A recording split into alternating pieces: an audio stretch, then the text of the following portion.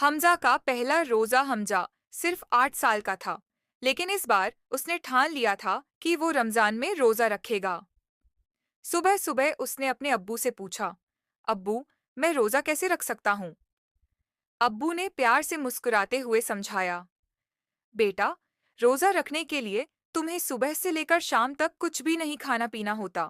تمہیں اپنے نفس پر قابو رکھنا ہوگا اور اللہ کی عبادت کرنی ہوگی۔ حمزہ دھیان سے سن رہا تھا۔ اس نے پھر سوال کیا، اگر میں روزہ رکھوں گا تو کیا مجھے کوئی انعام ملے گا؟ ابو نے اس کے سر پر ہاتھ پھیرتے ہوئے کہا، بالکل بیٹا، روزہ رکھنے سے اللہ بہت خوش ہوتے ہیں۔ تمہارے چھوٹے موٹے گناہ معاف ہو جائیں گے اور تمہیں جنت میں انعام ملے گا۔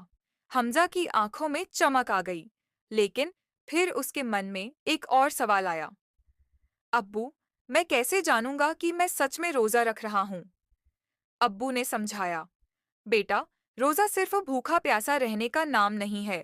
تمہیں اچھے کام بھی کرنے ہوں گے، ابو امی کی مدد کرنی ہوگی، دوستوں کے ساتھ اچھے سے پیش آنا ہوگا، اسکول میں دھیان دینا ہوگا اور جھوٹ نہیں بولنا ہوگا۔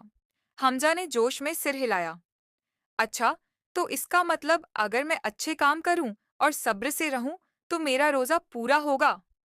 ابو نے مسکرا کر کہا، بالکل، اور سب سے ضروری بات، تمہیں اپنے دل کی آواز سننی ہوگی۔ جب تمہیں لگے کہ تم نے اپنے نفس کو قابو میں رکھا اور اللہ کی عبادت کی تو سمجھ لینا کہ تمہارا روزہ مکمل ہو رہا ہے۔ حمزہ کو سب سمجھ آ گیا۔ اس نے جوش سے کہا، ابو، میں روزہ رکھنے کے لیے پوری طرح تیار ہوں۔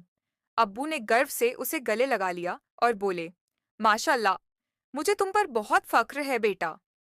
شام کو جب اذان ہوئی اور حمزہ نے کھجور کھا کر اپنا پہلا روزہ کھولا تو اس کے چہرے پر ایک الگ ہی رونق تھی۔ اسے احساس ہوا کہ روزہ صرف بھوکے رہنے کا نام نہیں، بلکہ خود پر قابو رکھنا اور اللہ کے قریب جانا ہی اصلی عبادت ہے۔ اس رات جب وہ سونے گیا تو اس کے دل میں ایک عجیب سی خوشی تھی۔ اس نے اپنے اندر ایک نئی طاقت محسوس کی، صبر کی طاقت، ایمان کی طاقت۔